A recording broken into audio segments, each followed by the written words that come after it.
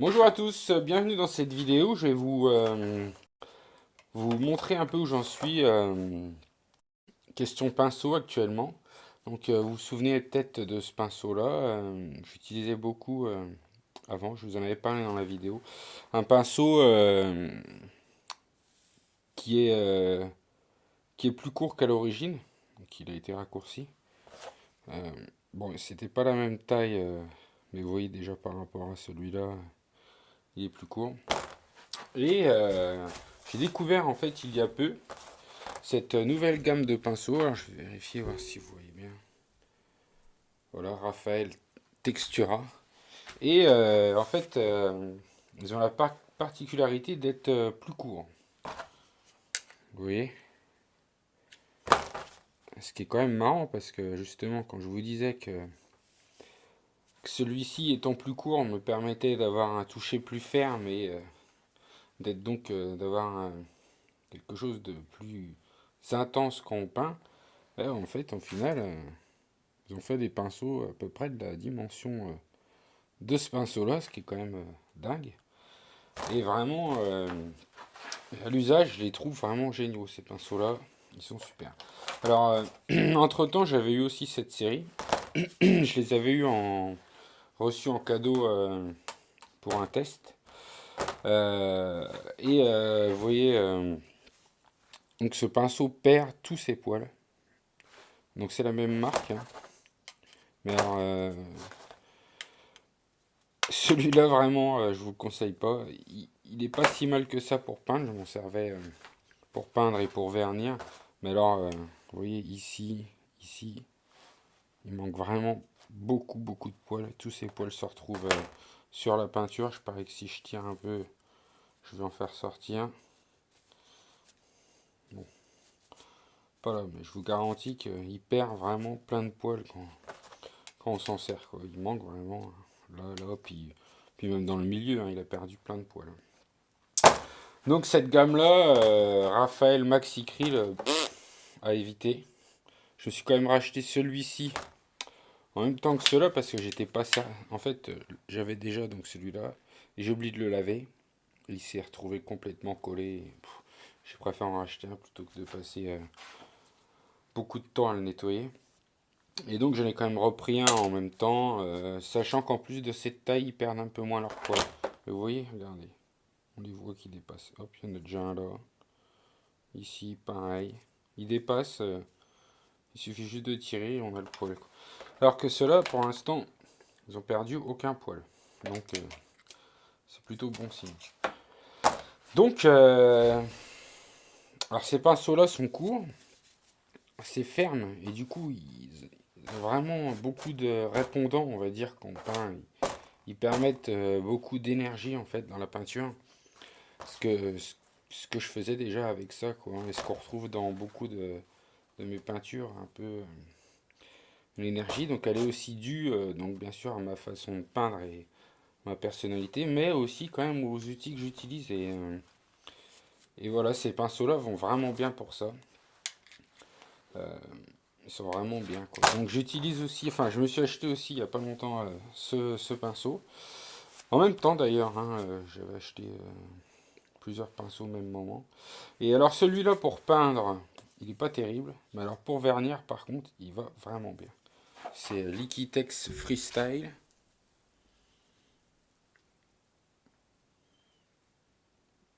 Voilà, je sais pas si vous voyez bien. Un peu flou.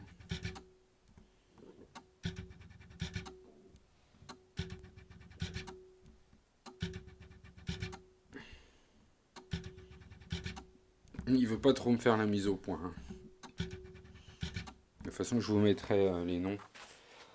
Liquitex Freestyle. Et donc celui-là pour vernir, il est parfait, quoi. Après, peut-être un peu plus large, ça pourrait être sympa.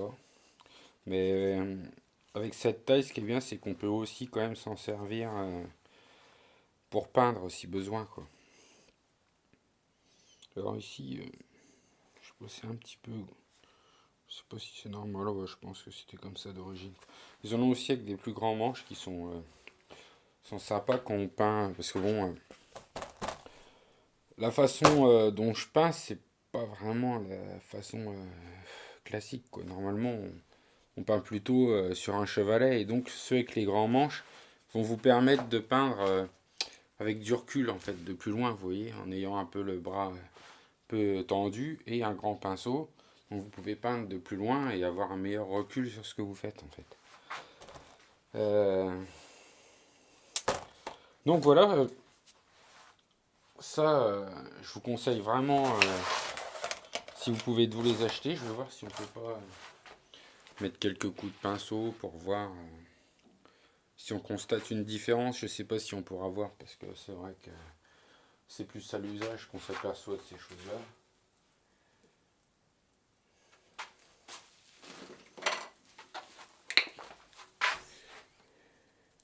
Que je vais massacrer mon magnifique tableau.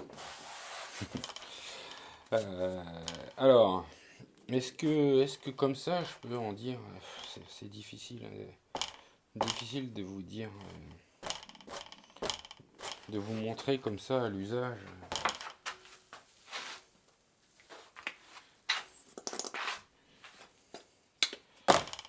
Là aussi, on va comparer un peu avec celui-là. Donc, celui-ci, j'ai oublié, mais c'est encore différent. C'est vrai que j'ai beaucoup peint avec ça, mais je sais pas si je le ferai encore, ou ça dépendra vraiment. Donc, ouais, je vous dis, c'est dur à décrire. Enfin, c'est pas dur à décrire, mais c'est dur de vous. Le toucher n'est pas du tout le même. Là, on a vraiment une fermeté dans le mouvement, une force. On sent une force quand on peint, qu'on ne retrouve pas avec ça. Après, encore une fois, ça va dépendre un peu de, bien sûr, de ce que vous voulez peindre. Mais moi qui peins plutôt des choses assez énergiques, c'est plutôt bien adapté, quoi. Je veux dire, qu'est-ce qu'on arrive à faire? Vous voyez, par exemple, là, on a un bon exemple. J'appuie de la même façon avec celui-là et avec celui-là. J'ai réussi à faire un bel arrondi, alors qu'avec celui-là, même en m'y reprenant à plusieurs fois, il n'y a pas moyen. Alors, si je recommence, vous voyez? Voilà, je pense que là, on peut vraiment voir que ce pinceau amène vraiment une force et il permet vraiment, vous voyez, d'étaler bien la peinture.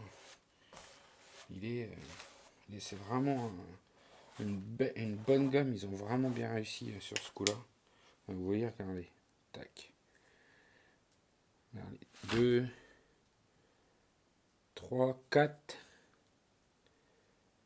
5 poils en quelques secondes. Donc ça se retrouve sur la toile et bon, il y en a qui les laissent. Hein. Il y a beaucoup de tableaux de grands maîtres. Il y a des poils, il y a même des fois ils étaient tellement grands qu'ils peignaient dehors. Du coup, en fait, quand il y a des mouches, il y a des insectes, il y a tout ça de collé dessus.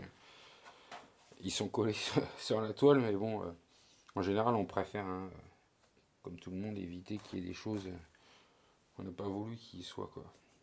Donc même marque, c'est marrant parce que d'un côté on peut dire qu'il se plante et de l'autre c'est une parfaite réussite. Enfin, il y a peut-être mieux après, enfin il y aura peut-être mieux parce que pour l'instant quand même j'ai quand même essayé beaucoup de pinceaux et je dois dire que ceux-là sont vraiment forts, quoi. Alors voilà, je pense à peu près vous avoir tout dit. C'est à l'usage que vous apercevrez, hein, de la qualité en les comparant, etc. Après, voilà, peut-être que je vous dis celui-là. Bon, celui-là, du fait qu'ils perdent leur poil, franchement, faut mieux éviter. Il y a sûrement l'équivalent, mais qui perd pas ses poils après. Donc je vous dis, c'est suivant ce que vous faites. Vous pourriez préférer, vous voyez, est-ce que par exemple, ce que je suis en train de faire là, on pourrait le refaire avec l'autre. C'est pas dit. Voilà, vous voyez, ben voilà, on a bien deux exemples de ce que va faire un pinceau. Celui-là, avec ses poils souples, on va pouvoir faire quelque chose comme ça, vous voyez.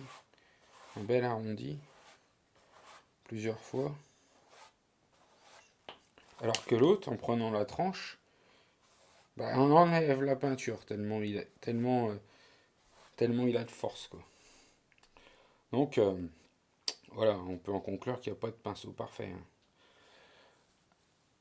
Il faut en avoir plusieurs, et puis bon, suivant ce qu'on veut faire, on va jongler ou pas, quoi, en fait, quoi. Mais si vous devez en avoir qu'un, du moins que deux, parce que ça c'est pratique de cette taille, je sais pas ce que ça donnerait pour le vernis, j'ai jamais essayé. C'est possible que ce soit pas super, qu'on retrouve un problème avec ce pinceau-là. La couche de vernis va être bien lisse et assez épaisse, ce qui est plutôt bien pour finir proprement le tableau, quoi. Donc, voilà un peu voilà où j'en suis un peu question pinceau actuellement. Ce que j'ai trouvé ce que j'ai de mieux actuellement, quoi.